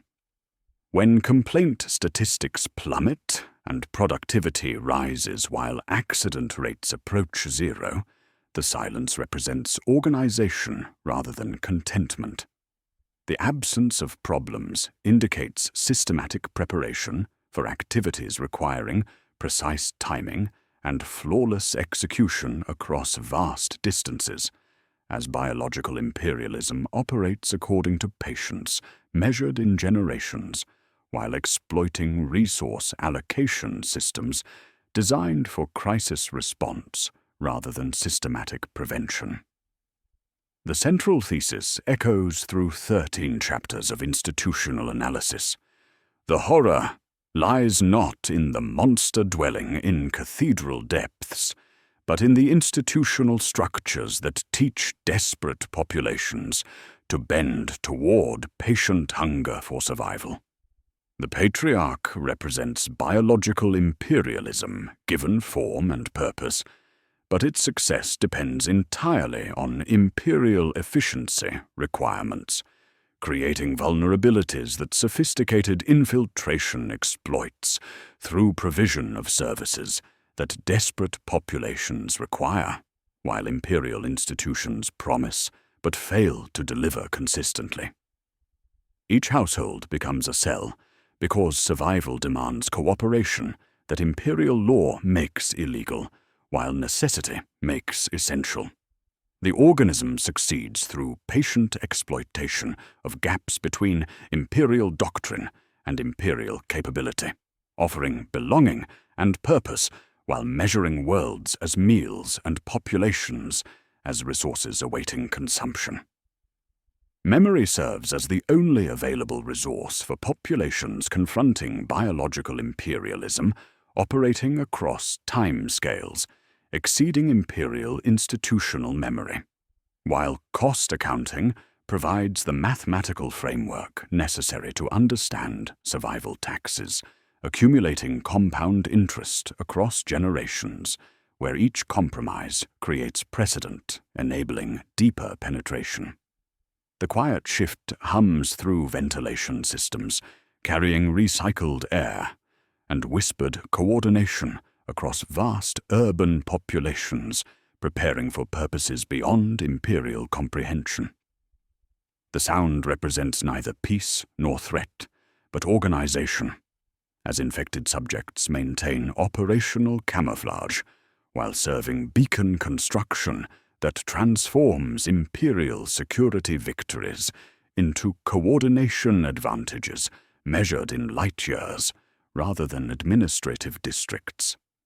The silence carries further than noise across distances between worlds, and the patient hunger waiting in the void. Someone extinguishes the work candle as the night cycle concludes routine administrative procedures. Another lights it for the dawn shift, beginning identical documentation requirements. The audit ledger closes with mechanical precision, its pages filled with measurements and classifications that serve institutional sight while remaining unable to perceive systematic infiltration operating through the very efficiency requirements that imperial administration celebrates as evidence of successful governance. The ledger opens again at dawn, because the audit continues regardless of individual awareness. The three-generation protocol continues because biology operates according to reproductive timelines that exceed administrative memory while exploiting institutional vulnerabilities that efficiency requirements create systematically. Each birth represents both potential imperial citizen and possible beacon relay node, as genetic modifications span bloodlines, while psychic networking operates below detection thresholds. The galaxy audits itself, one birth at a time, through countless medici stations where scribes count fingers while avoiding basins containing coins that reflect candlelight and purposes transcending imperial comprehension. The candle burns, the ledger opens, the audit continues.